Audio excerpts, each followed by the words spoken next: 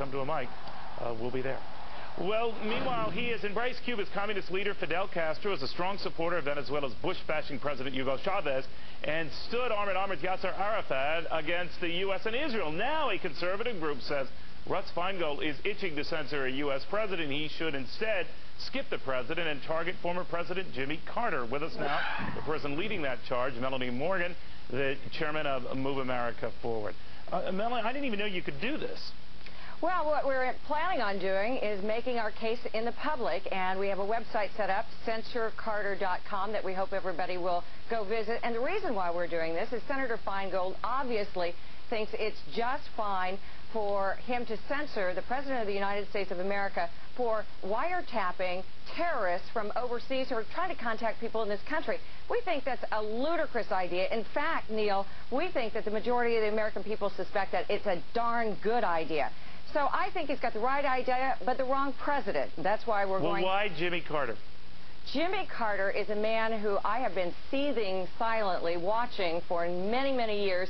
The liberal, shamelessly liberal news media has written puff pieces about him as he's globetrotted all around, and he has advocated against the interests of the American people. Shall I give you a few specific examples?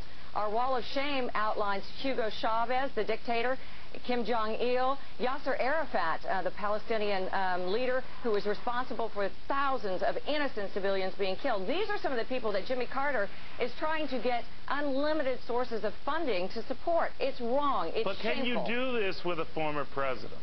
Yes, you can. Basically, the definition of censure, C-E-N-S-U-R, is a non-binding congressional resolution. It's like a strongly worded letter. All right. Well, so with a strongly worded letter, can you get someone to shut up? That's obviously your goal.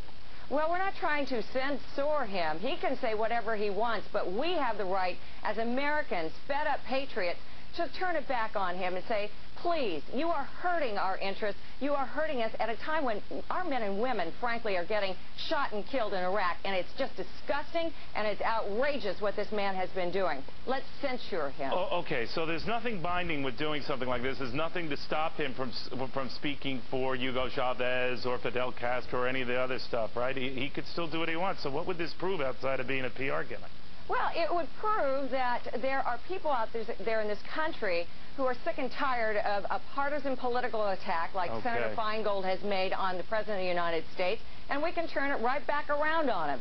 All right, so longer term, you think this would send a message to Jimmy Carter just to quit yapping, right? I would dearly love it to send a message to Jimmy Carter just to sit down, be quiet, and be an American for a change. All right. Do you think that Democrats would endorse this, or would it be just Republicans who are ticked off at him? I think that there are a number of Democrats who are very upset with the way he has been going all around supporting these tin pot dictators across the world. I think that they would join us and support us. It is certainly aimed as a bipartisan measure. And I think it is really an important thing for us to understand that the left wing in this country are trying to gather 250,000 signatures to support Russ Feingold's effort for censure. So I think that patriotic Americans ought to go to our website, CensureCarter.com, and add their names in support of the war on terror and what this administration is trying to do. But don't you think with the best of intentions, Melanie, you're only heightening the appeal of a Jimmy Carter with this, real quick? I don't think so. I think that it is time that we as a community shame people.